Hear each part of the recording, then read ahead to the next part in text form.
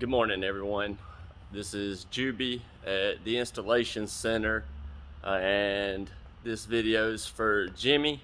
He had a question about a door gap and installing a quarter panel, but I wanted to say something. I'm not sure if any of y'all, I know some do, know Craig Hopkins. You can see the sign right here, Craig Hopkins. He's been in a lot of the TV shows, Cut, Chop, Rebuild. Let me see. If you look at the video, the Cut, Chop, Rebuild, this is the corner that you'll see in the episodes. Graveyard Cars and Detroit Steel. They come and film here sometimes. But Craig Hopkins builds cars, and he is my boss. He has instructional DVDs online, and I'm thinking about, as soon as I get my YouTube channel going, which I'm working on that so I can stop putting videos on here and get them out to y'all and do more professional videos without all the talk and stuff. Usually they're pretty short, about 7 minutes long. I like to keep it short and sweet and to the point. So I'm gonna get with Craig and see if he'll sign one of the DVDs, and I'm gonna get a few of them that I think be helpful for you guys, and I'm gonna give them away somehow. I'm gonna do maybe some sharing or something. If you share the video or whatever and get the name out there. We are the Installation Center now, not AMD Installations.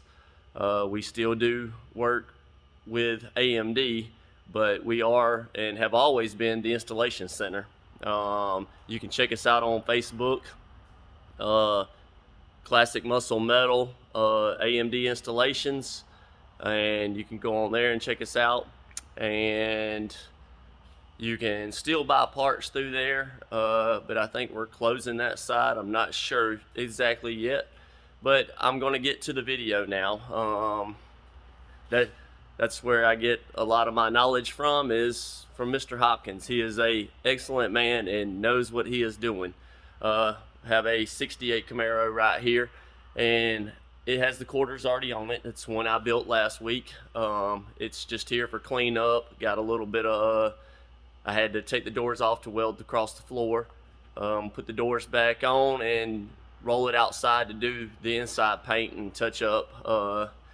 But I'm gonna show a video on right here, the quarter and the door gap. I've got another quarter here. I'm gonna show a trick, and I think that's about it.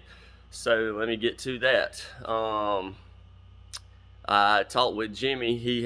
I've helped him on his gap back here on the deck filler, or the deck lid, and now he's looking for help on the quarter panel. Let me switch the camera around here. I mentioned one thing, a tool that is useful to me. It's called a monkey on a stick. Some of you might know what it is, some not, but I'm going to show it here in a minute. But let me get over here and explain a little bit about this car. On the car, let me see if I can get over the lift here.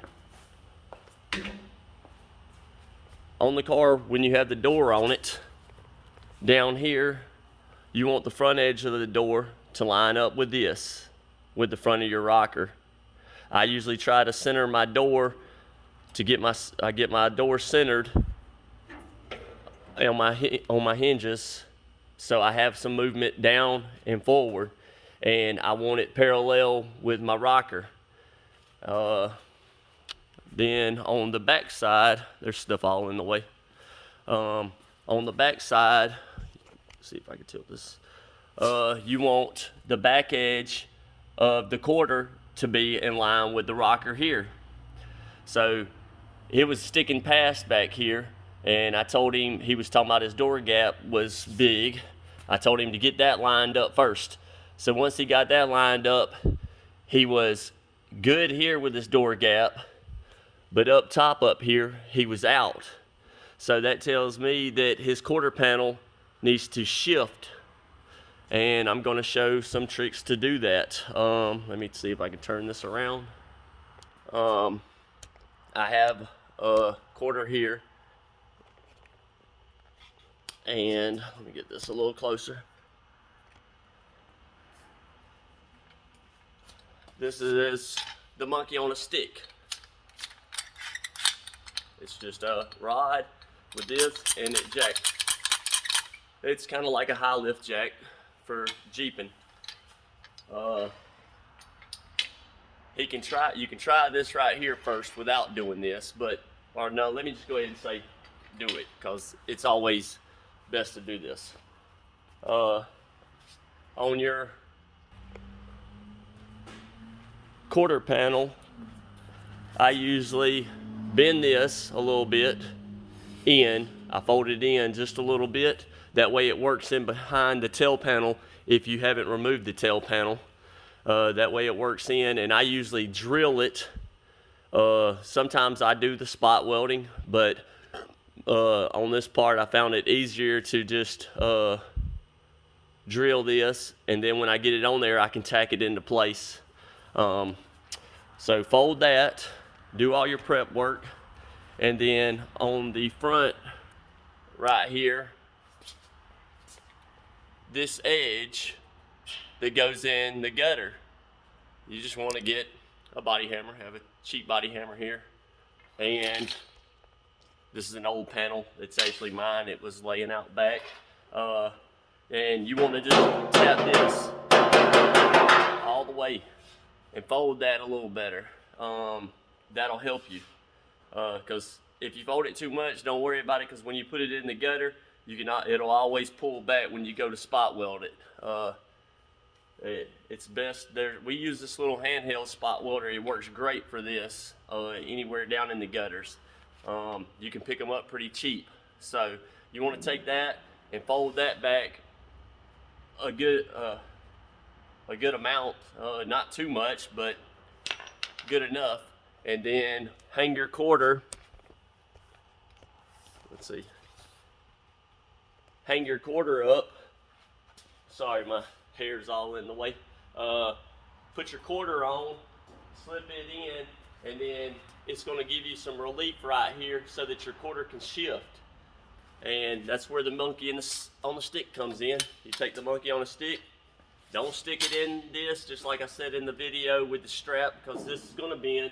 You want to stick it in the hole where the bumper is, where it mounts, because it has that plate in there, and it will help. So you